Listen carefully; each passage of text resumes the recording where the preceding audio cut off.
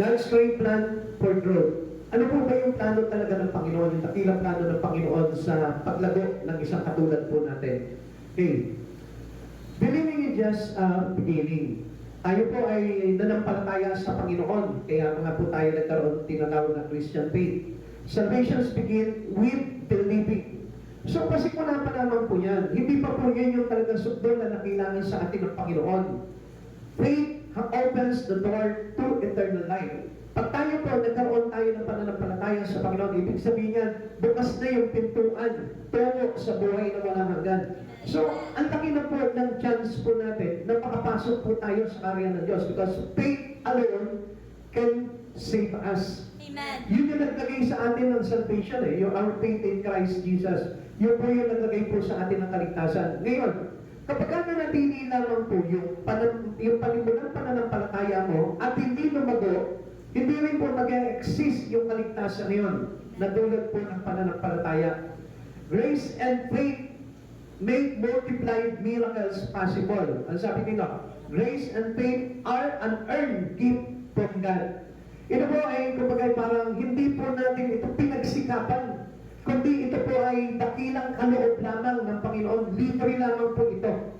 It is undeserved for us. Bakit? Kasi we are all unworthy. Kaya nga, kung hindi natin sasamantalahin, i-grab tong mga opportunity na ito na ibinigay sa atin ng Panginoon sa pamamagitan ng ating pananampalataya at hindi tayo lumago sa biyaya ng Panginoon, hindi po talaga tayo maliligtas. Kaya nga, possible na yung miracle of God for us having this eternal life, napakalaki po niyan kung tayo po talagang gustong nananampalataya sa ating Panginoong Jesucristo. These great gifts make Christians grow normal experience. Alam niyo, normal lang po yun kapag tayo po talagang kay Kristo na po. Wala tumanggap kay Jesucristo na hindi lumago.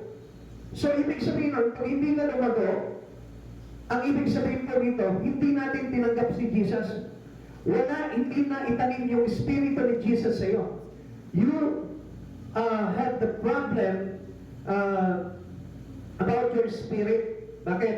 Kasi alam nyo, kaya hindi lumalago po talaga ang isang Kristiyano dahil wala po talaga yung pagsama ng Espiritu ng Diyos sa buhay niya. Alam niyo po, kung bakit po tayo nag-church, it is because of the Spirit of God. Kung bakit po tayo nagkakaroon ng interest sa mga bagay po sa Panginoon, it is because of the Spirit of God that we receive from Him. Amen. Kaya nga po, yung growth is possible. Hindi na pwedeng walang kalaguan. Ibig sabihin po nito, lahat po tayo lumalago sa pananampalataya sa Panginoon. Ngayon, ano po sabi po dito? Kaya tayo naligtas dahil sa pananampalataya. Ephesians chapter 2 verse 8 to 9. Sapagkat dahil sa kagandahan loob ng Diyos, kayo ay naligtas sa pamamagitan ng pananampalataya at ito'y kaloob ng Diyos at hindi mula sa inyong sarili. Hindi ito bunga ng inyong mga gawa, kaya't walang may pagmamalaki ang sinuman. So, obviously, makikita po natin dito, tayo po mismo hindi tayo nakapasa doon sa sarili nating gawa. Ano yung kailangan na mag-manifest po sa atin? Yung bagay na itinuturo sa atin ng Lord, hindi yung kakayanan natin. Amen. Dahil kung yung kakayanan po natin, hindi talaga tayo mapagtutulutan talaga ng kaligtasan. Dahil sa sariling gawa, hindi po tayo naligtas. Kahit halimbawa, let's say, magpakabuti tayo na magpakabuti. Gumawa tayo ng mabuti sa kapwa po natin. Hindi pa rin po husto't ganap po yun kung hindi po dahil sa biyaya ng ating Panginoon. Kaya, it is unearned. Ibig sabihin po nito, hindi po natin ito mag-gain sa sarili lamang po natin. Kaya, ano po yung dapat po natin gawin po natin dito? We need to accept truly lahat ng mga bagay na tinuturo sa atin ng Panginoon para lupagupa po tayo sa pananampalataya. God's great plan for growth. Tignan po natin. Ano po ba ito dakilang plano ng Diyos para tayo po rin lumago? Una-una, let's try to imagine our church filled with growing Christian. Halimbawa, yung katabi mo ngayon. Imaginein mo na yung katabi mo ngayon ay spiritually grow. Amen? Amen. So, pag sinabing spiritually grow, ano kaya yung mararamdaman mo sa katabi mo? Sa tingin mo? Ha? Makikita mo yung sigla niyan. Makikita mo yung buhay ng espiritu niyan. Makikita mo yung kagalakan niyan. Pero, bakit maraming mga Kristiyano still na pagkatabi mo sa church, minsan nakita mo ang lungkot-lungkot. Parang dala-dala niya yung bigat ng kanyang problema. Bakit kaya ganon? Why many Christians are the same with supposed to be full of problem? Bakit kaya? Kasi wala yung spiritual growth. Napakahalaga po sa atin na sa church na ito, kailangan po lahat tayo was filled with the Spirit of God, growing. Tayo po lahat, lumalabas po tayo pagdating sa mga bagay sa Panginoon. Alam niyo, kaya nga po, dito po natin makikita, no? At first, we believe in God. This is basic. Kumbaga, parang sa pasimula, yun yung nagtulak sa iyo sa pananampalataya mo sa Panginoon kung bakit nandito ngayon. Ngayon, kaya marami po mga tao hindi nagpapatuloy sa Panginoon. Marami po mga Kristiyano hindi nagiging kagamit-gamit sa Lord. And easily, ano nangyayari? Nawawala pa po sila sa Panginoon. And many churches today dismantling, nawawasak, madali pong mawasak, madaling masira, madaling ma-destroy ng kaaway. Bakit?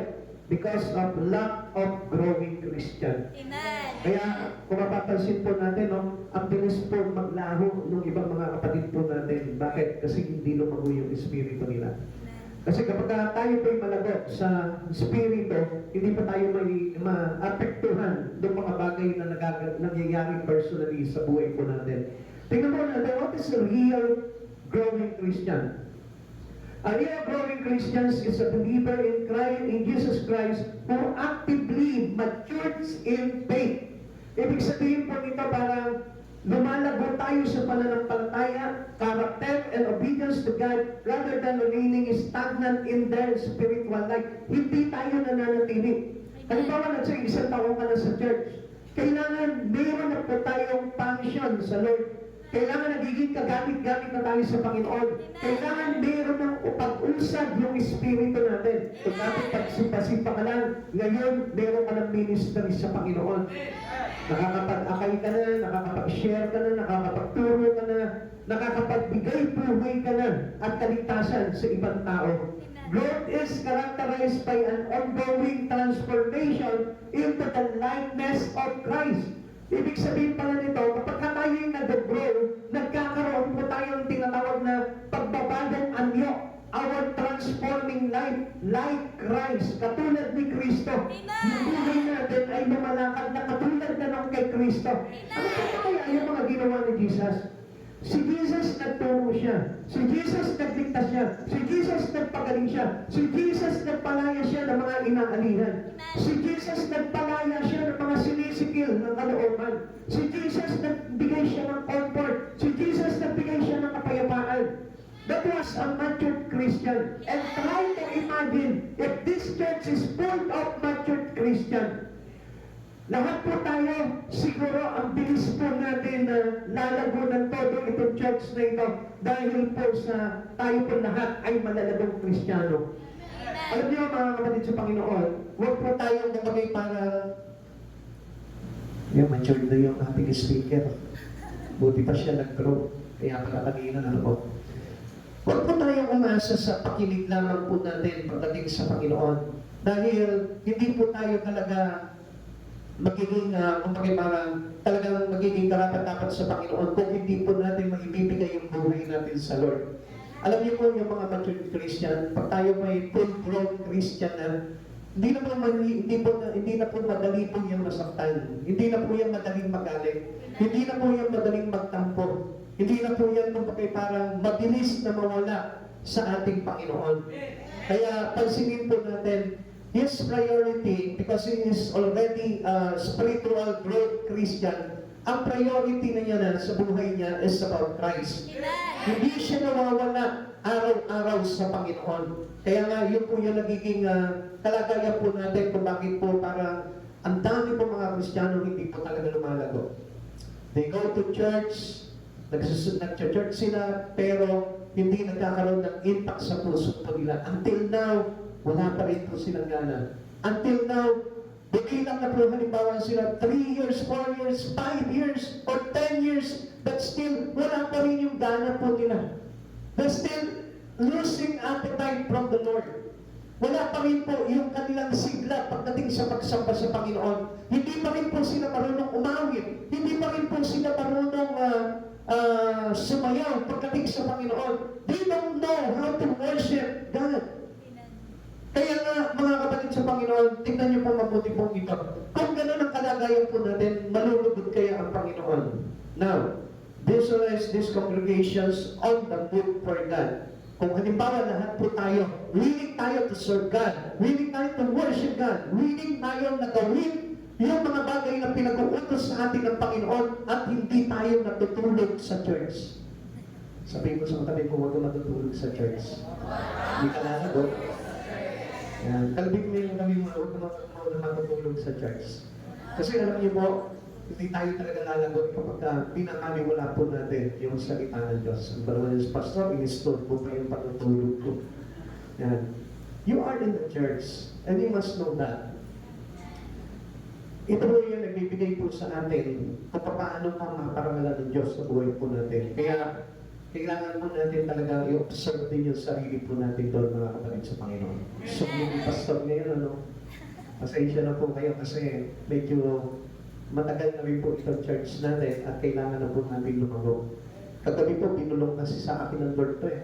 Sabi niya, turuan mo yung mga taga-Kalasyaw na maging malago po sila. Kailangan yung buhay nila, kailangan nagagamit niya for the glory. Amen. Totoo mo yan. Di ba ako nagpipiro sa inyo? When we pray to God, ang Lord pag-reveal po sa atin yan. Ipapasok niya sa isipan natin kung ano yung mga bagay na kailangan natin gawin. Kapag ka hindi po tayo full-grown Christian, hindi mo maririnig ang tinig ng Panginoon. And still, magre-rely ka lang sa gusto mo. At ang tawag po doon is emotional Christian. Pag emotional Christian, hindi yan matututo about the things in God. Maliligaw po talaga yan. And suddenly, makikita mo, mawawala ng gana yan pagdating sa mga bagay sa Panginoon. At tandaan ko nga po yung time na magsimula po kami dito, doon pa po tayo sa kabila. Marami po kayo mga kapatiran na mga nanay. So, ngayon po halos wala na nga po sa kalahati eh. Yung natira na lamang po ngayon. Kung papansinin niyo po, observe niyo po yan. So, ibig sabihin yan, there's a problem. We did. Bukod sa kanilang kalukupan, hindi lumago si Kristo. Hindi nabuhay si Kristo. Because we are now on the truth. Dahil ipinahayag na sa atin ang salita ng katotohanan at si Kristo ang katotohanan, kailangan lumago na sa puso mo si Kristo. Amen. E paano po kaya yung pastor?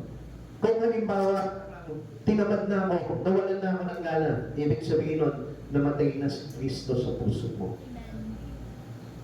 Amen? Amen. Siguro yung iba sinasabi, di mo mahal ko naman ng Lord eh. Kung mahal natin ng Lord, nandun yung affection natin na hindi natin pinababayaan sa buhay natin ng Panginoon. Okay. Visualize these congregations on the move for God. Ano makikita po natin? See a company of Christians without bitterness and anger. Hindi na po yan yung sabi nga po natin, laging galit. Tingnan mo yung katabi mo.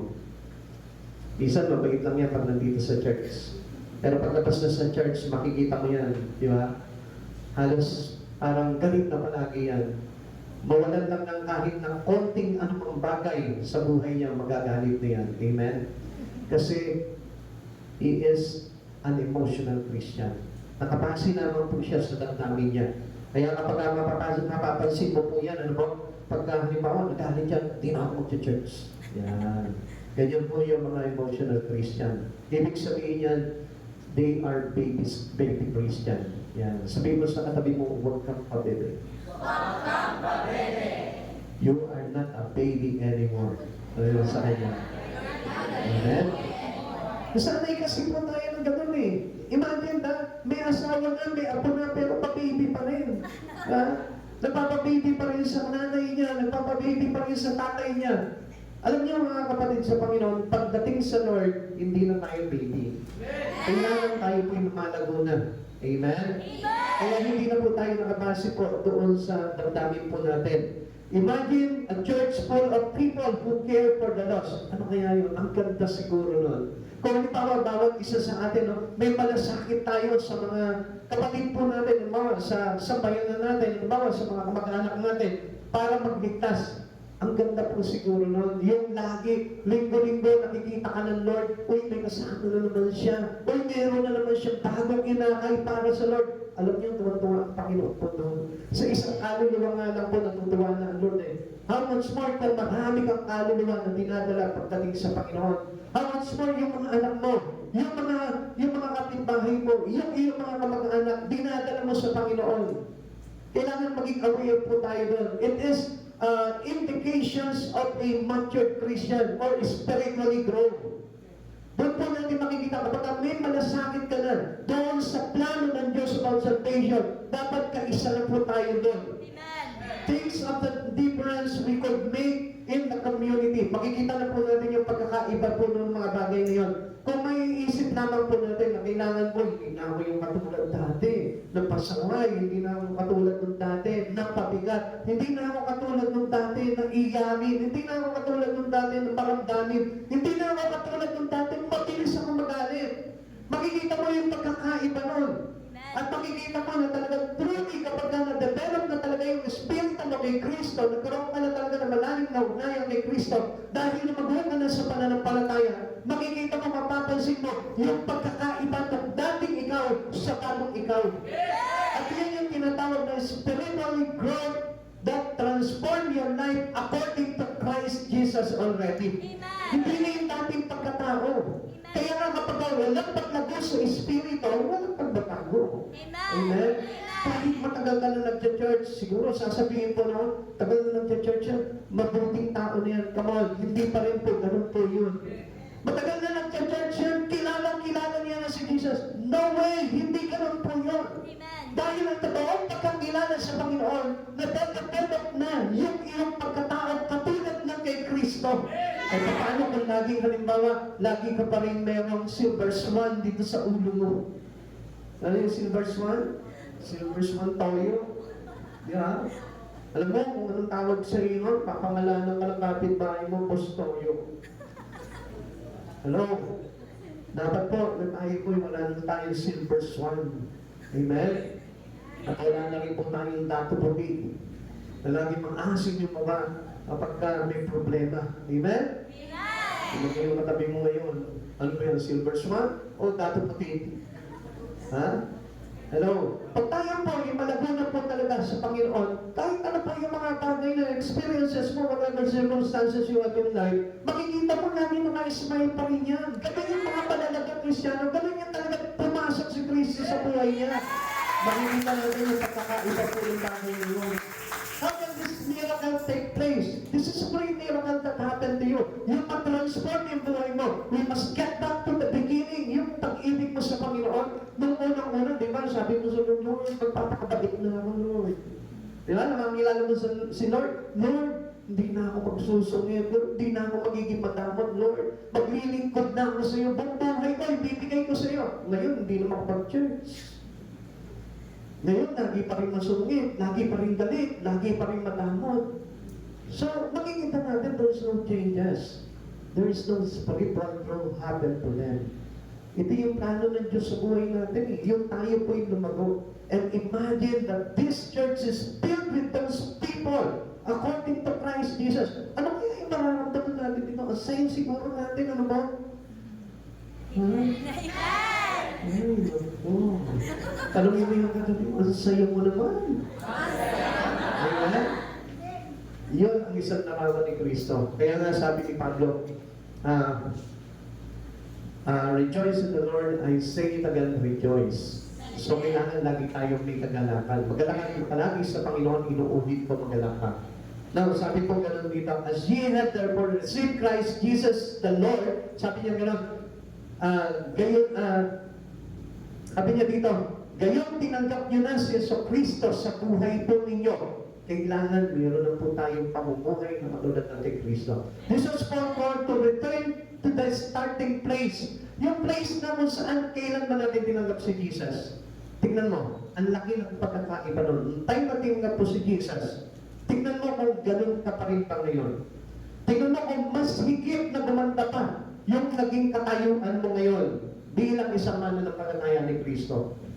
Tingnan mo kung halimbawa you are looking forward, stepping forward towards Christ Jesus na yung buhay mo. Ang sabi po din ng Colossians chapter 2 verse 6, so walk ye in Him. Mabuhay tayo ng katulad kay Kristo. Sabi po dito, yan ang tinanggap na ninyo si Kristo Jesus bilang Panginoon, mabuhay kayo ng may pakikipag-isa sa Kanya. Pag sinabi may pakikipag-isa sa Kanya, katulad niya. Amen? Hindi tayo basta nakikisa lang sa Kanya, kundi katulad niya, kalarawan niya. He's our example. Ito yung ginagawa natin sa Kanya. Dahil si Jesus is born on the Spirit. Talagang mararamdaman natin siya. Kaya nga, alam niyo, kahit yung mga demonyo, kapag halimbawa nadadaanan niya, nabuyulasan yung demonyo. Bakit? Kasi nararamdaman yung presensya ni Jesus. Natatandaan niyo po yung story sa Bible? Yung pong inaalihan ng masamang espiritu, yung Gerizano, nandun sa simenteryo, namaramdaman niya po si Jesus, nakiusap yung mga masamang espiritu sa katawan niya. Sabi niya, maaari pa kami lumipat sa kawan ng mga baboy. Nakiusap pa yung mga demonyo. Bakit? Because of the presence of God was there. Nararamdaman nila. Now, kapag ka nasa iyo yung presensya ng Panginoon, mararamdaman din yan ng mga tao sa paligid mo. Mararamdaman din yan ng pamilya mo. Makikita nila yung pagkakaiba mo. Makikita nila yung kaladuan mo. At hindi po yung parang baliwala sa kanila yung ginagawa mo. Minsan, may nagtanong po sa akin nung araw. Ang sabi po sa akin, saan ka nag-church? Sabi ko, bakit mo alam? Kasi, mukha kang mabait. Sabi niya gano'n sa akin. Sabi niya siguro, naglilingkod ka sa Lord. Hindi naman. Obvious ba? Mukha ba ako mabait? Sabi niya, mukha ako mabait. Sabi, mukha lang yun. Ang totoo po niyan, pag nasa iyo si Kristo, mararamdaman sa buhay mo si Kristo. At makikita po natin lahat kung paano po talaga yung isang tao'y binago ng Panginoon. Spiritually grow in Christ, makikita po natin na yung kakaiba ng dating buhay natin sa bagong buhay po natin ngayon. Yan. Wala na naman yung spiritual growth ng speaker natin. Let faith soar and the best will yet be yet to come. Now, kapag tayo po pumainan lang sa buhay po natin, yung po tinatawag na pananampalataya mo kay Hesus Kristo, alam niyo po ba, mayroong mga naghihintay ng magagandang bagay sa buhay natin sa hinaharap. Kaya hayaan mo na mamayani po yung pananampalataya mo sa ating Panginoong Hesus Kristo. At makikita mo, napakagandang bagay ang dumarating sa iyo. Kanina yung testimony po sa atin ni Sister Arbo. Alam niyo po, it is a great faith in God. So, kiniklaim niya na lahat ng bagay na ito, ang Diyos na may kagagawan nito. Ang Diyos ang nagbigay sa kanya ng mga bagay na ito. Ang Diyos ang may kinalaman dito. Alam niyo mga spiritually grow. Samantalang marami pong tao po ngayon, pinagpapala ang kanilang buhay, pero hindi nila mapasalamatan ng Diyos. Kiniklaim nila yung mga bagay na yun, galing ito sa sarili kong lakas. Galing ito sa kagalingan ko, galing ito sa karunungan ko, galing ito sa talento ko. Pero hindi nila alam, even a single things that helping you in your life, galing yan sa Diyos. At alam niyo kung sino lamang po nakakakita nun, yung mga taong malago sa pananampalataya nila kay Hesus Kristo. Ikalawa, Paul calls for growing in 3 directions. Alam niyo tayo, tinawag din po tayo ni Pablo para tayo po tumago sa pamamaraan na kung saan gusto niya tayong idako. Paano po ba ito? Una, growing through walking like Jesus. Gusto niya na tayo po lumago katulad ng lakad ng ating Panginoong Jesucristo. Now, tayo po lahat gusto ng Diyos na maturuan po tayo ng katulad ng kay Kristo. Ayaw ng Lord na iba tayo dahil supposed to be we receive the Spirit of Jesus upon us. Yun yung tinanggap po natin. Kaya nga sabi ko lang, ang sino man tumanggap at manampalataya sa Kanya, ipinagkalooban ng karapatan maging anak ng Diyos. Sino po yung anak ng Diyos? Di ba si Jesus Christ? Now, kapag tinanggap natin si Jesus upon our believing and accepting Christ Jesus, you now have the right to become a children. So, ibig sabihin po nito, kaisa na tayo ni Jesus. Tayo mo'y lumalago na katulad ni Jesus. We walk like Jesus. Kaya nga dapat ang lakad na po natin, hindi na yung lakad po natin from the past, kundi yung lakad na ngayon as a new one in Christ Jesus. Christ is our perfect example. Siya na po yung nagiging perfect example sa atin. Hindi yung kapitbahay mo na mayaman. Hindi yung kapitbahay mo na sikat. Hindi yung artista. Kundi si Jesus na yung perfect example po sa atin. Hindi na yung idol mo dito sa mundong ito. Kundi ang Panginoong Jesucristo na yung idol natin na ginagaya po natin sa buhay po natin. Walking like Jesus will draw others to Him. Tingnan niyo po ito. Pag naramdaman po ng tao na tayo po ay mayroong taglay na presensya ng ating Panginoong Jesucristo, malago tayo sa Espiritu ni Cristo, tayo po mismo makapagdadala tayo sa Panginoon ng mga tao. Kaya minsan, parang sinasabi natin, hirap po kasi mag-akay, pastor eh. Alam niyo kung bakit? Because we are undrunk in the Spirit. Pero madali lang ako mag-akay. Kung yung presensya na nasa iyo ay presensya ni Kristo, sabi ko nga po sa inyo, we can easily bring them to God. We can easily bring them to the church. At yun po yung magiging indikasyon na tayo po talaga ay isang kalagunan. Ano po yun? Our affections to the lost. Yung ating, kumbaga parang passions for them. Nagkakaroon tayo ng tinatawag na compassionate. Tayo po ay nagkakaroon ng malasakit, nagkakaroon tayo ng pag-ibig sa kapwa po natin. Nagkakaroon po tayo ng pag-ibig na mailigtas po sila. At yun po si Jesus na bilang example po natin. Kumbaga hindi na po tayo, kumbaga para tayo pa po yung katitisuran ng mga kapatid po natin sa ating Panginoon. Amen? Ikalawa, sabi po dito po, calls for growing in three directions. First direction is growing through walking like Jesus. Ikalawa, growing through being rooted in Christ. Yung tayong nakaugat kay Kristo. Hindi sa iba yung ugat natin. Dahil kung kay Kristo tayo nakaugat, lahat ng sanga, lahat ng dahon, lahat ng bunga na magiging anyo natin ay kay Kristo. Pansinin po natin, minsan nag-uugat tayo, wala kay Christ. Minsan nagpupunga ka, hindi kay Christ. Minsan lumalago ka, hindi kay Kristo. Kaya nga kailangan, we are rooted in Christ Jesus. Kailangan nakaugat ka kay Kristo para na sa lahat ng bagay na ginagawa mo ay nandun si Kristo. Hindi nawawala sa bawat oras mo, sa buhay mo, ang ating Panginoon sa Kristo. Many Christians stay but unrooted in Christ. Kaya they can easily give up their faith in God. Kaya kung mapapansin natin, di naman yata totoo yung pananampalataya eh. Why? Because they are unrooted into Christ Jesus. Kailangan tayo po ay nakaugat kay Kristo. Colossians chapter 2 verse 7. Magpakatatag kayo at isalig ninyo sa Kanya ang inyong buhay. Isalig, ibig sabihin, ibigay mo sa Kanya. Ihandog mo sa Kanya. I-offer mo sa Kanya. Ipagkatiwala mo sa Kanya. Yun po yung ang ibig sabihin mo nun. Now, paano natin magagawa yung bagay na yun na tayong mag-ugat kay Kristo kung hindi natin kayang isuko yung buhay natin sa Lord? Kung hindi natin kayang ipagamit sa Panginoon. Kaya nga, kailangan tayo po talaga ay naka-rooted and based on Him. Now, paano po ba yun? And rooted yung kapag tayo po ay nakaugat sa Kanya at nakapasi sa Kanya. Tingnan po natin yan. Meron dalawang bagay. Rooted and based on Him. How? Una, increasing daily in our knowledge of Him.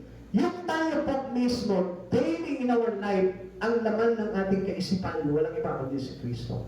Ang laman ng ating kaunawaan, walang iba kundi si Kristo. Ang laman ng ating puso, walang iba kundi si Kristo.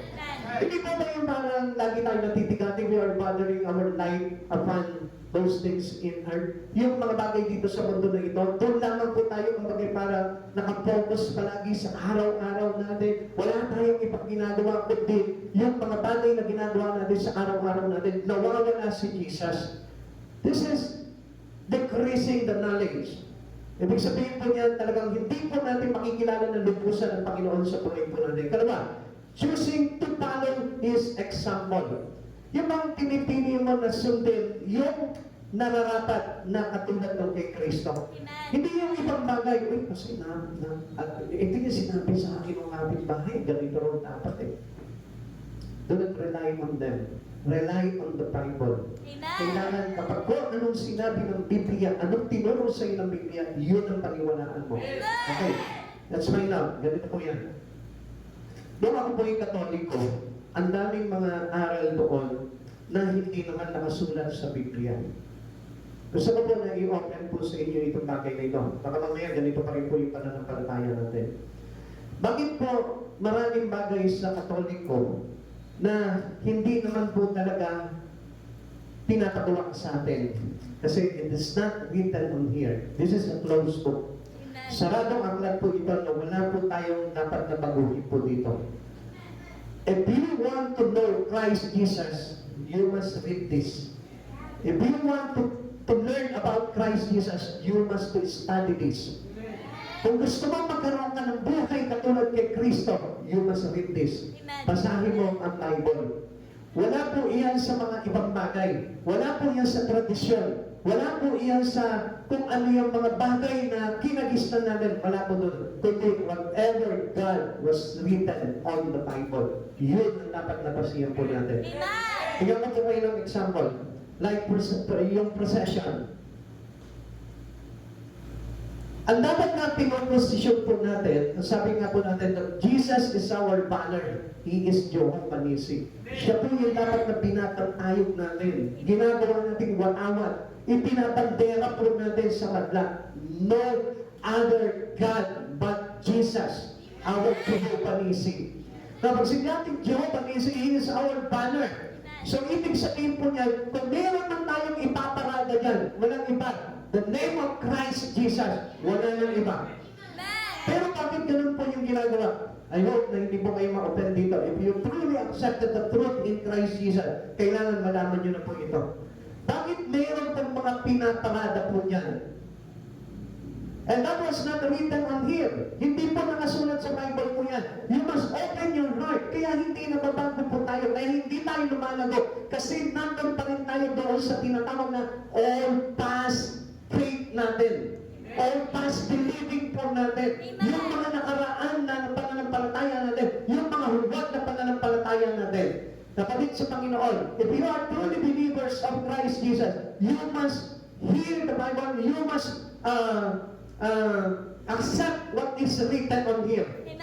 Tanggapin mo kung ano yung nakasulat na katotohanan dito at yun ang ipabuhay mo sa buhay mo. Kaya nga kapatid sa Panginoon, hindi natin nakikita, di ba?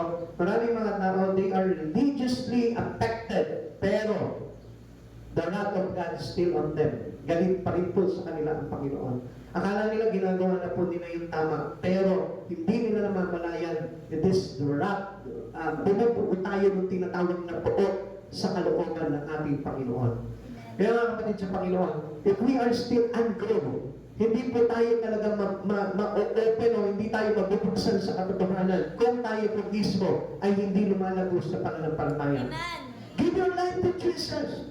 Ibigay mo yung buhay mo sa Panginoon. Totally surrender. Ibigay mo, isuko mo lahat sa Panginoon.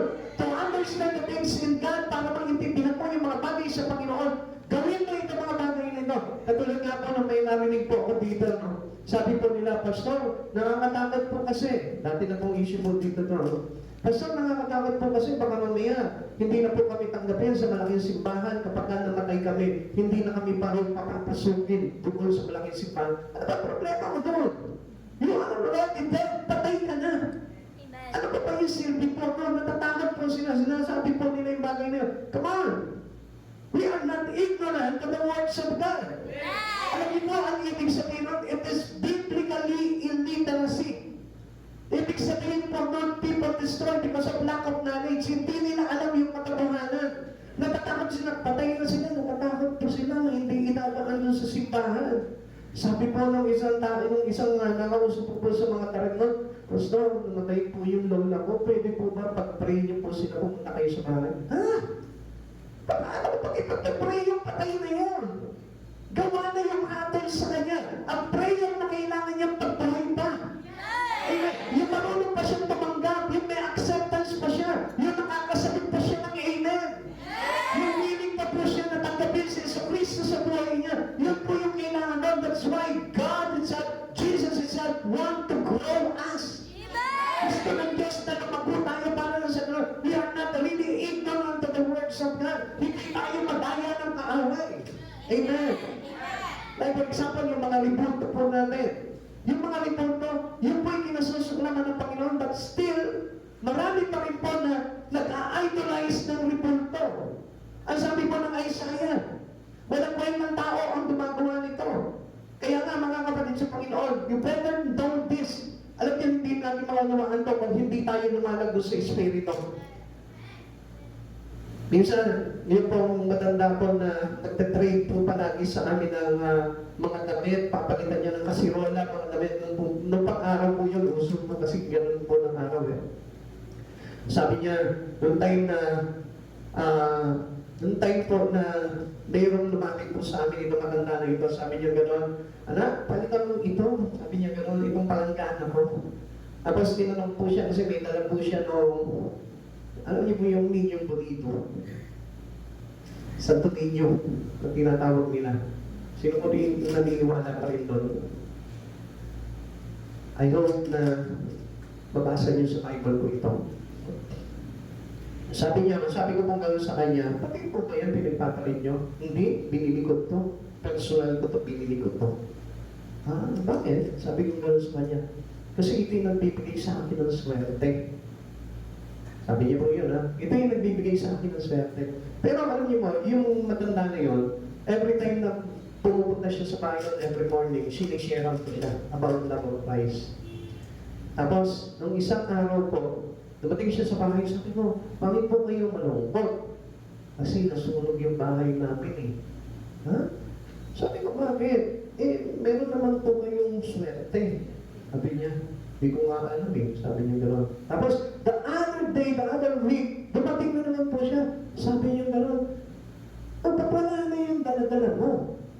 Kasi ang lakas ng bagyo na nakaraan, inagos yung aking Santo Niño, inabol ko, hindi ko na nakabutan. Sabi ko, ano po ba talaga yun? Diyos po ba talaga yun? Kung Diyos yun, ikaw dapat na ililigtas yun at hindi ikaw ang magliligtas yun. That was the real truth. At sabihin sa Panginoon, kung hindi mo naiintindihin itong bagay na ito, mananatili kang nakabilanggo sa maling pananampalataya. Kaya ako ino-open sa inyo ito sapagkat ganapnan para maintindihan nyo itong mga bagay na ito. And then, alam niyo po, after a year, itong matanda, nagtanong na sa amin, saan po kayo nag-church? Sabi ko, gusto mong sumama? Sige, magpunta ka ng Sunday dito sa bahay. Isasama ka namin. Alam niyo, nasama namin siya sa church. At ngayon, born again na po siya. Tinanggap niya na ang katotohanan kay Kristo. At noong time na yun, na-realize niya na mali pala yung bagay na yun. Amen. I hope na dito po sa church na ito, wala nang ganong kaisipan. Sapagkat hindi tayo makakalaya, hindi tayo maliligtas kung tayo po ay hindi nananampalataya sa katotohanan kay Kristo Jesus. Amen. Dalangin ko po na gabayan po kayo ng Banal na Espiritu nun. Number 3, growing daily.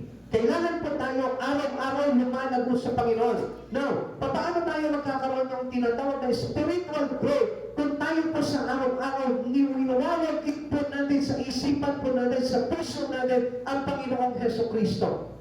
Now, kapatid sa Panginoon, gusto ko po na malaman po ninyo, kahit na naglalaba ka, nagluluto ka, kung anuman bagay na ginagawa mo, still your heart still worship our God. Kailangan namin po palagi yun. Kasi ang malagong espiritu po, yung lumalagaw araw-araw sa Panginoon, hindi nyo yung inawag din si Kristo sa buhay niya. Being established in the faith, yung pananampalataya niya. Hindi po nawawala po yun. Hindi po yung katulad na, halimbawa, ngayon Sunday, nananampalataya ko sa Panginoon, Lumas kaya, Lunes. Kapag walang gawain, nananampalataya ka pa ba? Kung minsan nawawala po yung pananampalataya natin, hindi po yung sign na tayo po ay malago sa Espiritu. Dapat you share your faith into others. Sunday, pagdating ng Monday and the Tuesday, dapat ginagawa mo yung iyong responsibility with God. Ano po yung bagay na yun? That you show to other what you learned from our Lord. Ipinapakita mo sa iba, isinishare mo sa iba kung ano yung bagay na natutunan mo sa Panginoon. This is how we grow daily. Hindi mo yung kapag pag Sunday lang, doon nabubuhay yung Espiritu natin. Pag Sunday lang, doon lumalago yung pananampalataya natin. And what about the rest of the day? Ano po yung bagay na ginagawa mo po doon sa bagay na yun? Kaya nga, tayo po, gusto ng Lord na bigyan tayo ni Pablo ng tinatawag na directional the Spirit pagdating sa paglago natin. Kaya kapatid sa Panginoon, kung wala tayong basihan ng paglago, maliligaw po talaga tayo. And I thank God dahil ang Diyos nagtutulong po sa atin ng mga bagay na ito. Colossians chapter 2 verse 17. Magpakatibay kayo sa mga pananampalataya ng tinuro sa inyo at lagi kayong magpasalamat sa Diyos. Ano sabi nila? Magpakatibay kayo sa pananampalataya itinuro sa inyo. Now, kaya nga po tayo nakikinig ng salita ng Diyos because this is how we develop our faith in Christ. Faith comes from hearing and hearing the words of God. Doon tayo dumalago sa salita ng Diyos. Yung pananampalataya natin na enhance, nag-grow. Hindi tayo nagiging emotional Christian. Kaya nga po, mayroon matagal na Kristiyano, pero pag dumating yung maliit na problema lang, iyakin. Natatakot na.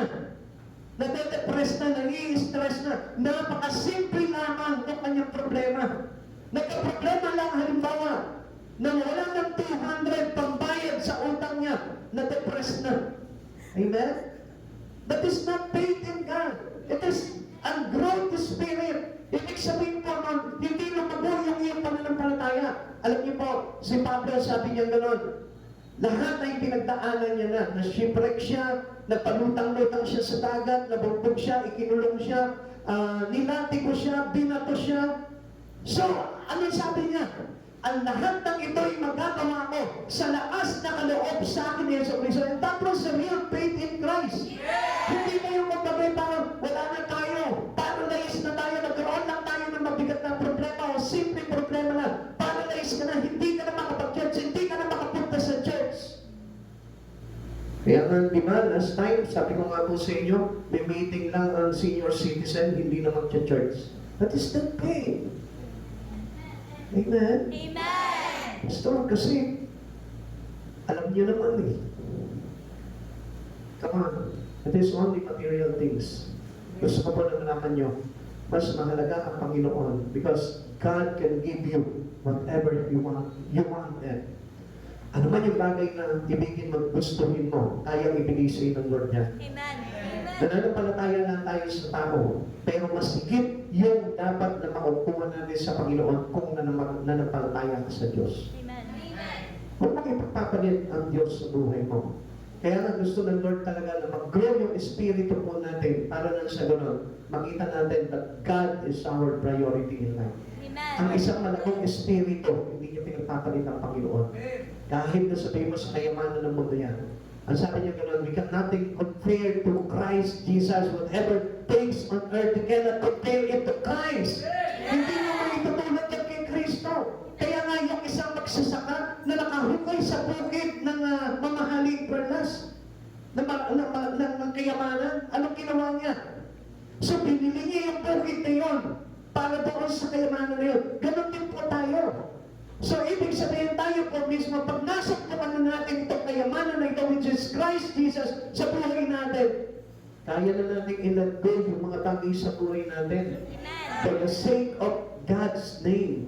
Para sa pangalan ng Panginoong Yesu Cristo sa buhay po natin. Now, ikatlo, demonstrating growth through thanksgiving.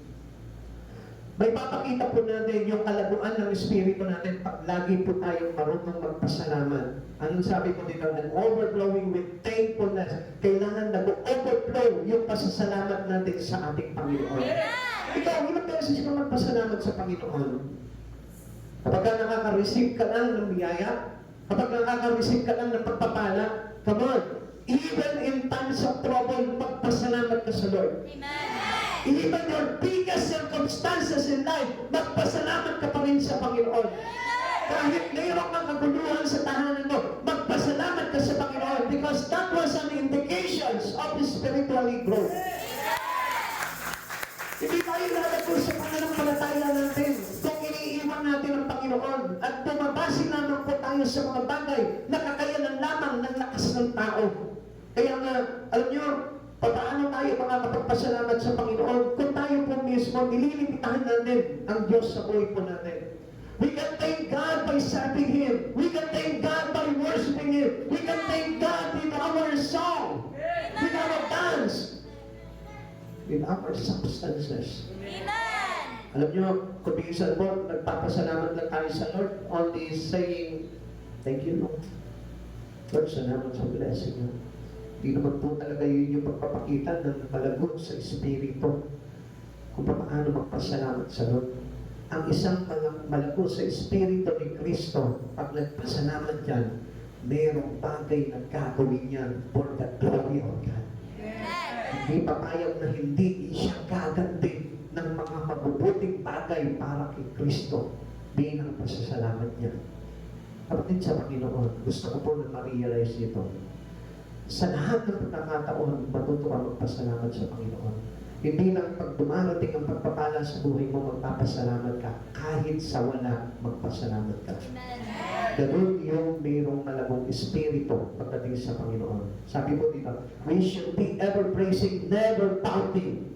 Amen? Yung hindi po palagi tayong galit. Amen? Tingnan mo yung nabi mo ngayon. Tanungin mo yung nabi mo, galit ka ba? Galit ka. Prouding. Kaya kung minsan, alam niyo po, kaka-proud natin para tayo nagiging prouds. Amen. Alam niyo yung prouds? Ano yung prouds? Ha? Lalagyan ng coins. Kaya mapapansin mo, pag ang isang tao laging galit, coins ang laman ng bulsa niya. Kaya makikita mo ang isang tao pag laging galit, ganyan maglakad niya. Nabibigatan kasi puro coins ang laman ng bulsa. Kung gusto mong pagpalagin ka, never pouting. Huwag kang magagalit. Kahit na sabihin mo, nag-iinis ka na, huwag ka pa rin magagalit. Dahil ang blessing ng Lord hindi darating sa buhay mo kapag ka lagi kang nakapout. Amen? Makikita mo yung pag-smile, laging maniwalas yung mukha, na hindi marunong magalit. Makita mo kung maglakad yan, talagang very light talaga. Very confident maglakad yan. Bakit? Kasi magaan yung bulsa. Puro kulay blue yung laman ng wallet. Amen? Sino po dito gusto coins lang?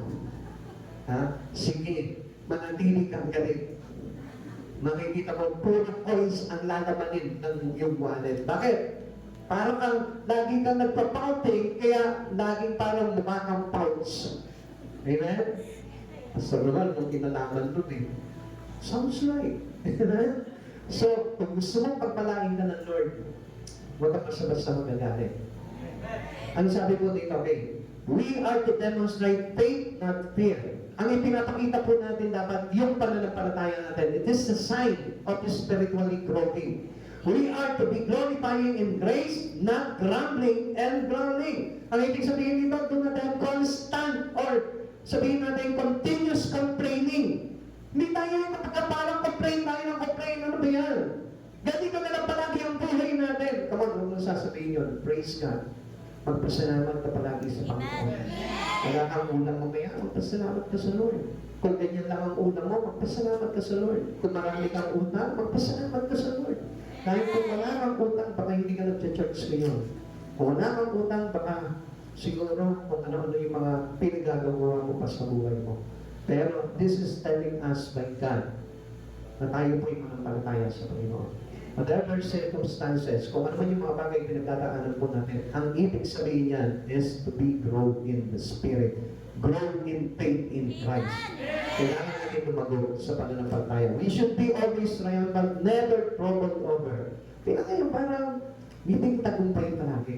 Amen? Tingnan mo yung kami mo, may ngiting tagumpay yan. Parang sablay yata eh.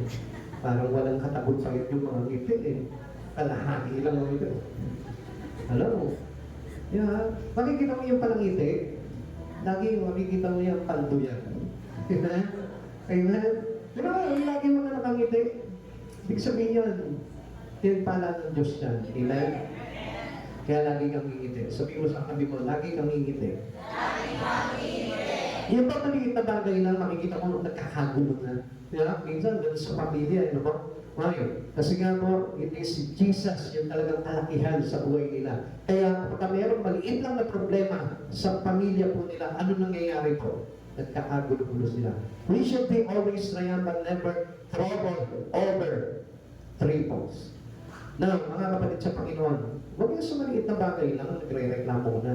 Sa maliit na bagay lang, parang complain ka na ng complain, di ba? Huwag pong gano'n. Kasi ang ibig sabihin nun, wala pong sa puso niya yung pananampalataya kay Yeso Cristo. Christians should be the most positive people on earth. Amen? Amen? Sabihin mo sa katabi mo, kailangan positibo ang laging laman ng puso mo. Amen? Dapat lagi mong alam na lagi may ipaparating sa iyo ang Panginoon. Dapat lagi mong alam na mayroon kang inaasahan palagi sa Lord. Na ang Lord palagi ang kasagutan sa lahat ng bagay sa buhay mo. Amen? Amen? Amen? Kaya lagi mong tatandaan, smile ka lang. Pag may problema ka, smile ka lang. Amen? At lagi mong tatandaan, nandiyan si Jesus, sagot ka niya. Basta palaguin mo yung espiritu mo, yun naman po yun. Makikita mo, lahat ng bagay sa buhay mo magiging maayos. Tayo ba tumayo sa presensya ng Lord?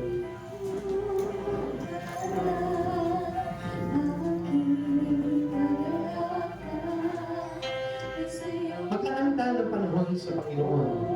Maglaan ka ng panahon para lumago yung pananampalataya sa ating Panginoon. Lagi mo palaguin yung espiritu mo with Christ Jesus. Para na sa ganun hindi maapektuhan yung pananampalataya mo kay Kristo. Sa oras nito, maaari po na mayroong tinuturo sa atin ng Panginoon sa bawat isa sa atin na narito. Bigyan mo ng halaga si Jesus sa buhay mo. Kasi ang pagbibigay ng pagpapahalaga sa Panginoon ay nagpapakita sa Diyos na siya ay natututok sa mga bagay sa Espiritu. Kapatid sa Panginoon, hindi naman tayo dadalhin ng Lord dito sa lugar na ito kung walang bagay na itinuturo ang Diyos sa buhay mo. Gusto niya mag-earn ka ng mga bagay na magdudulong po sa iyo ng kalakasan espiritual, ng paglago sa iyong relasyon kay Hesus Kristo. Matutunan mo ang buhay na ito kapatid sa Panginoon. Matutunan mo kung ano yung mga bagay na inaalay, pinangyayari sa buhay mo. Because a lot of things doon sa mga bagay na yun, matutunan mo para lumago ka sa Panginoon. Because in all things, God work together for our own good. Pinahintulad niya yung mga pangyayari sa buhay mo para lumago ka spiritually. Not to fail you. Hindi para tayo po ay hindi magtagumpay sa buhay na ito. Gusto ko na maunawaan mo itong bagay na ito. Si Joseph tumaan sa mabibigat na pagsubok, pero sa huli, napakagandang tagumpay ang ibinigay sa kanya. Si David nagkasala ng katakot-takot, pero sa huli, tinawag siyang a man after God's own heart. He was disobedient to God, but still, tinawag siya, tinituluhan siya ng Panginoon, a man after God's own heart.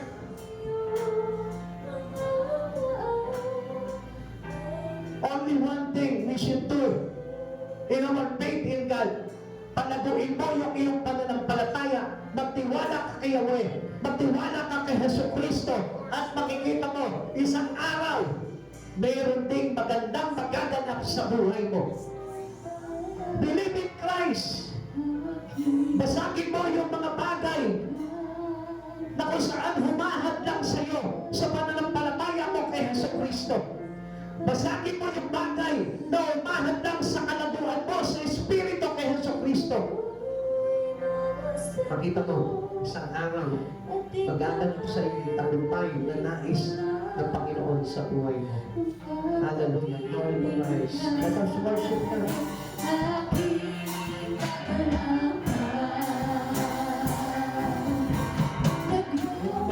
Magpapausapin ka sa tagal na ka, ikaw sa pangin, at sa iyo'y mahihari.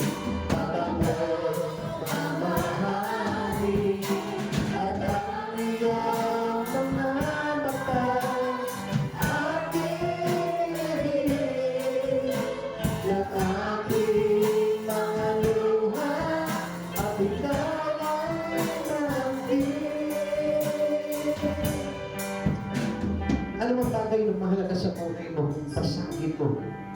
Kung ito yung nakapagtutulog sa iyo ng paglayo sa Panginoon, pasagin mo ito para kay Kristo. Katulad po nito si Maria, pinasag niya yung pamahaling pabango para ibuhos sa ulunan nito pong si Jesus. At alam niyo po ba, sa lahat ng usapin na magaganap, makikita po natin na ito pong Panginoon ay pinag-uusapan ang pangalan ni Maria. Kapatid sa Panginoon, if you want to be known in Christ Jesus, gawin mo rin yung bagay na yun. Basagin mo yung nakakapagpalimit sa iyo sa paglago sa espiritu mo kay Kristo Jesus. Basagin mo yung pabangong mamahalin at ibuhos mo kay Yesu Kristo.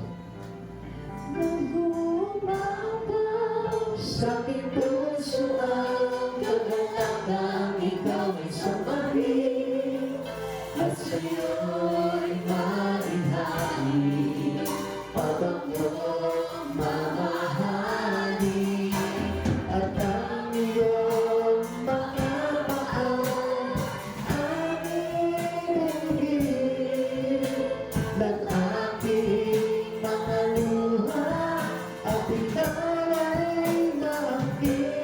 Lord, you alone, hallelujah. Pinukulitan natin, Panginoon. Pinagkakasita namin, Panginoon, sa buhay na ito, wala ng ibang ugal. Ikaw ang nakarangalan, O Lord. Ikaw ang pinagdagalingan, Panginoon, ang tagumpay sa buhay namin, O God. Ikaw ang pinagkakalaog sa amin, Panginoon, ng paglago sa pananampalataya. Hallelujah.